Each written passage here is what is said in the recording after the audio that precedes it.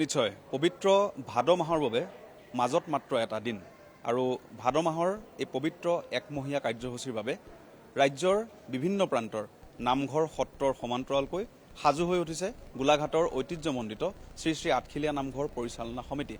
গোলাঘাটৰ লগতে উত্তৰ পূৰ্বাঞ্চলৰ এভাগী অন্যতম পীঠস্থলী হৈছে এই পবিত্ৰ আঠখেলীয়া নামঘৰ আৰু ৰাজ্যৰ বিভিন্ন প্ৰান্তৰ ভক্তৰ সৈতে এই আঠখেলীয়া নামঘৰত। গতিকে আঠখেলীয়া নামঘৰ এই নামঘৰৰ ভাদ মাহৰ কাৰ্যসূচীক লৈ সকলোৱে উৎসুকতাৰে বাট চাই থাকে। শাওনৰ শেষত এতিয়া ভাদ মাহৰ বাবে সম্পূৰ্ণৰূপে সাজু হৈ উঠিছে পৰিচালনা সমিতি। মোৰ সৈতে নামঘৰ পৰিচালনা সমিতিৰ বিষয়ববীয়া আছে, মই কথা পাতিবলৈ যত্ন কৰিম যে শাওনৰ শেষত এতিয়া পুনৰ এইবছৰ ভাদ মাহ মাজত এটা দিন কেনেধৰণে সাজু উঠা হৈছে? হয়, আমি ইতিমধ্যে প্ৰস্তুতি সম্পূৰ্ণই কৰিছোঁ। পৰহিলৈৰ পৰা মানে শাওনৰ দুমাহীৰ দিনাৰ পৰা আমাৰ নাম আৰম্ভ হ'ব, ভকতসকলে নাম ৰাখিব। আমি অন্ততঃ 100জন ভকত আমি নিমন্ত্ৰণ জনাইছোঁ। গোটেই মাহটোত তেখেতসকলে আমাৰ নাম প্ৰসংগ নাম মহোৎসৱত অংশ ল'ব আৰু সেৱকীসকলৰ কাৰণে আমি কিছুমান নিয়ম এবাৰ কৰিছোঁ, বাকীখিনি একেই আছে। ধৰি লওক পুৱা প্ৰসংগটো আমাৰ 4:30 বজাত, দুপৰ প্ৰসংগটো আপোনাৰ 11 বজাত, বিয়লা 2:30 বজাত আৰু সন্ধ্যা প্ৰসংগটো 6 বজাত। আমি যোৱাবাৰ ৰাতি 10টা বজালৈকে প্ৰসাদ বিতৰণ কৰিছিলোঁ, কিন্তু আমাৰ সেৱকীসকলৰ শুশ্ৰূষা কৰোঁতে কৰ্মচাৰীখিনি যথেষ্ট ভাগৰুৱা হৈ পৰে ৰাতিপুৱা 4:30 বজাৰ পৰা।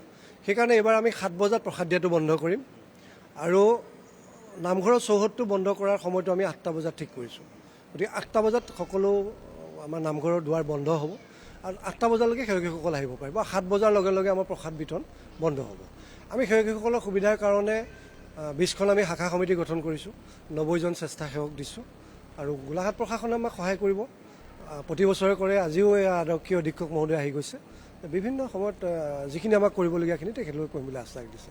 আমি অনুৰোধ জনাইছোঁ যে অসমবাসী ৰাইজ ভক্তসকলক আমি সাদৰেৰে আমি ভাদ মাহৰ নাম মহোৎসৱলৈ নিমন্ত্ৰণ জনাইছোঁ। ধন্যবাদ জনাইছোঁ। আৰু এনেধৰণেই যিহেতু বিগত বৰ্ষতকৈ এইবাৰ সময়সূচী কিছু সলনি হৈছে। সন্ধ্যা 7 বজালৈকেহে আপোনালোকে ইয়ালৈ আহিলে প্ৰসাদ লাভ কৰিব আৰু 8 বজাৰ লগে লগে নামঘৰৰ মূল দুৱাৰ সম্পূৰ্ণৰূপে বন্ধ হ'ব।